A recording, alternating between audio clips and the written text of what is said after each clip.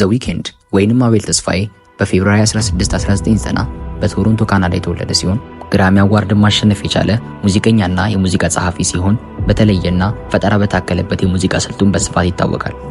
የተለያየ ባህልና አመለካከት ባላቸው ማህበረሰብ ውስጥ እንደማደጉ የተለያየ ሙዚቃ ተጽዕኖዎች ሲኖሩበት ከነዚህም መካከል ሂፕ ሆፕ፣ አር&ቢ እና ኤሌክትሮኒክ ሙዚቃዎች ተጠቃሾች ናቸው። ይህም የራሱ የሆነ የተለየ ስታይል እንዲፈጠር አግዞታል።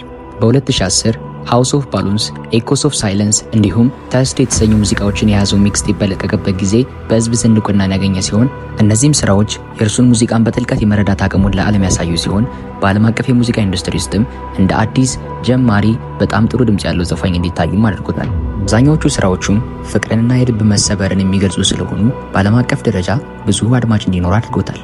በ2013 ኪስላንድ የተሰኘ የመጀመሪያ ስቱዲዮ አልበሙን ለአድማጭ ተመልካቾቹ ያደረሰ ሲሆን ይህም በምርጡ 200 ቢልቦርድ ውስጥ መቀመጥ የቻለ ነበር በጊዜው። ነገር ግን በቀጣዩ ዓመት ማለትም በ2015 የለቀቀው ቢዩቲ ቢሃይንድ ዘ ማድነስ የተሰኘው አልበሙ ኢንተርናሽናል የሆነ ዝናና ክብርን ያስገኘለት ነበር። በዚህ አልበም ውስጥ ካንት ፊል ማይ ፌስን የመሳሰሉ በጣም ተወዳጅ የሆኑ ሙዚቃዎችን ያካተተ ሲሆን ይህም አር&ቢ፣ ፖፕ እና ኤሌክትሮኒክ ሙዚቃን በአንድ ላይ አድርገው ቆንጆ ሙዚቃ መስራት እንደሚቻል ያሳየ ነበር። ዘ ዊኬንድ ከዛም በኋላ ተወዳጅ የሆኑ አልበሞችን ለተመልካቾቹና ለአድማጮቹ ማድረስ የቻለ ሲሆን እነዚህም መካከል ስታር ቦይ በ2016 እንዲሁም ተወዳጅ የነበረው አፍተር ሃውስ በ2020 ይጠቀሳሉ። የአልበሙ መጠሪያ የሆነው ስታር ቦይ የተሰኘው ሙዚቃም በዓለም አቀፍ ደረጃ በጣም ተቀባይነት ያገኘ ሲሆን በኮንቴምፖራሪ ሙዚቃ ዘርፍም ተወዳጅ ሆኗል። በ2020 ያወጣው አፍተር ሃውስ የተሰኘው አልበም ውስጥ የሚገኘው ብላይንዲንግ ላይት የተሰኘው ሙዚቃ በዓለም አቀፍ ደረጃ ተቀባይነትን ያገኘና ቶፕ ቻርት ውስጥ የተቀመጠ ነበር።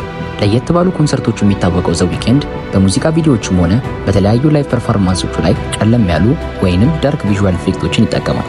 ከዚህም በተጨማሪ ከተለያዩ ዝነኛና ታዋቂ ሙዚቀኞች ጋር ኮላቦሬሽን የሰራ ሲሆን ከነዚህም መካከል አሪያና ግራንዴ፣ ኬንድሪክ ላማር እና ላና ዴል ሬይ ይገኙበታል። በሙዚቃ ካገኛቸው ስኬቶች በተጨማሪ ዘ ዊኬንድ በተለያዩ የበጎ አድራጎት ስራዎች ላይ የሚሳተፍ ሲሆን በትምህርት በጤናና በተለያዩ ጉዳዮች ላይ ድጋፎችን አድርጓል። እንዲሁም በኮቪድ ጊዜ ለተጎዱ ወገኖች ድጋፉን አድርጓል።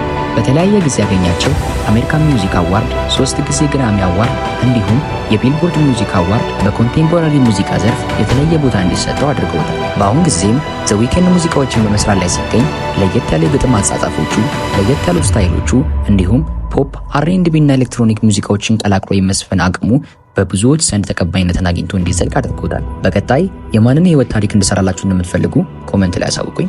ፒስ